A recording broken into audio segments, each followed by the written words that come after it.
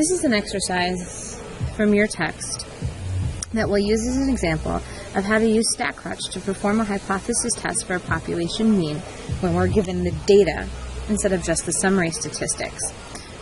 So I'm going to take a look at this exercise over here. We have a brochure from a large university that indicates that the mean class size for full-time faculty is fewer than 33 students, and we want to test the claim. So we've got a random selection of 18 classes taught by full-time faculty and the class size of each. You can see that in the data here. Notice that n equals 18 because there are 18 different data points, and each one of these is a class size, so 35 students in one, 30 students in another, etc. So at the 0.05 level of significance, that's our alpha level, do we have any evidence to support the university's claim that fewer than 33 students? Notice that they tell us the population is normally distributed. That's good here because our sample size is less than 30. If they didn't give us that information, we'd have to take a look at a normal probability plot. Luckily for you, my StatLab will always give that to you, and so you can just make sure that the points have a fairly linear pattern and that they stay within the bounds. So with this information, we can clearly see we're talking about a mean because it says it here. It might not have said that. They might have just indicated they were talking about class size, which is a quantitative measure. And they're clearly talking about the typical value for the large university and basing it on a sample. So this is a what we call a t-test for the mean. A t-test for the mean. So like any hypothesis test, we always want to start by stating our hypotheses. Then we want to calculate our test statistic. We want to measure the sample evidence compared to the null hypothesis. Then we measure our p-value. How likely is it that we get a sample even more extreme than the one we got under the assumption the null hypothesis is true? And then using the p-value method, state our conclusions about the original claim. So our hypotheses here involve the population mean. So our null hypothesis is that the value is exactly 33. Our null hypothesis will always say equal to. We need a specific value for the distribution. And then our alternative hypothesis here is that the mean is less than 33 because we're asked whether or not fewer than 33 students, like the faculty is trying to claim, like the university is trying to claim. So in order to calculate our test statistic and our p-value, we're going to do this in StatCrunch.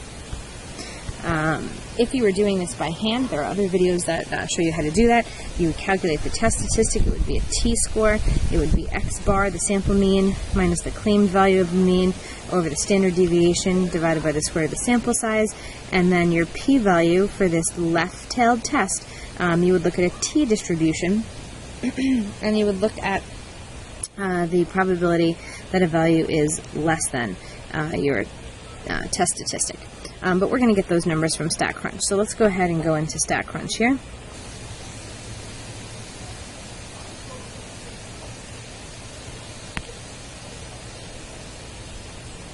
So to access StatCrunch, I'm going to go back to my exercise in my StatLab.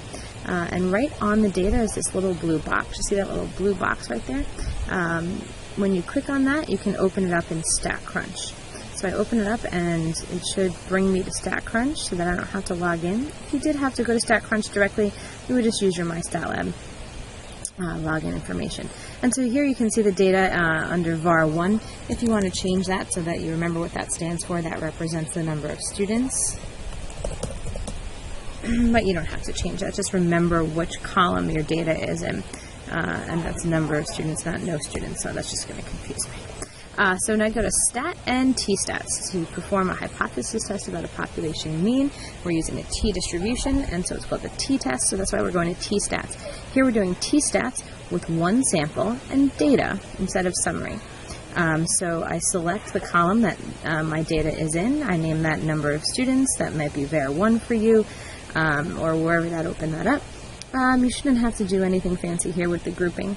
And go right down to perform hypothesis test for the mean. The null hypothesis is that the mean equals, ours was 33. Notice it auto puts that down below. Those are always going to be the same numbers. The alternative hypothesis, we have a left-tailed test, so I'd make it less than. The university claims that the mean is less than 33 students. So I put that in and I hit compute. There's a bunch of other stuff you can do here, but you don't have to get fancy. So just go ahead and hit compute. And here's the information that I need. This stuff here is important. I'm just going to copy that so I can write over it for you. So important to us here, the variable is number of students. Maybe that says var1 for you. Notice that we put our hypotheses in correctly. This is where's our sample mean, 30.22. So we could have calculated that with the data that was given, but StatCrunch goes ahead and does that for us. This is the standard error. That would be s over the square root of n. Again, we could calculate that on our own, but StatCrunch does it for us. The degrees of freedom are 17. Remember, that's n minus 1, one less than the sample size. And our t-stat is our test statistic, so that's our t0. And then our p-value is 0.0018. If you've been doing enough of these exercises, you know that's a really good p-value because it's less than 0.01. So let's grab our test statistic and our p-value and go back into the exercise we were working on. There we go. And so our test statistic, t sub 0 equals, how quickly I forget, what was our test statistic? Our test statistic was negative 3.38 if we round to 2 decimal places, negative 3.38. Okay, so that would be that value right here, the t-distribution centered at 0. This is negative 3.38, or negative 3, or 3 standard deviations below 33. So our sample mean is 3 standard deviations below what's expected, and so because of that we get a p-value that's pretty low. It was 0.0018 if I remember correctly. Your instructor's getting old here, so she's going to go back and check one last time. 0.0018, yep, I have that right. So 0.0018 is our p-value. And so we can always compare to make our conclusion. We compare our p-value to our level of significance, our alpha level. So we compare this to alpha equals 0.05 that was given in this example. So is the p-value less than 0.05? Is 0.0018, which is less than 1%, less than 5%? Certainly. So yes, it certainly is. And so the decision here then is to reject the null hypothesis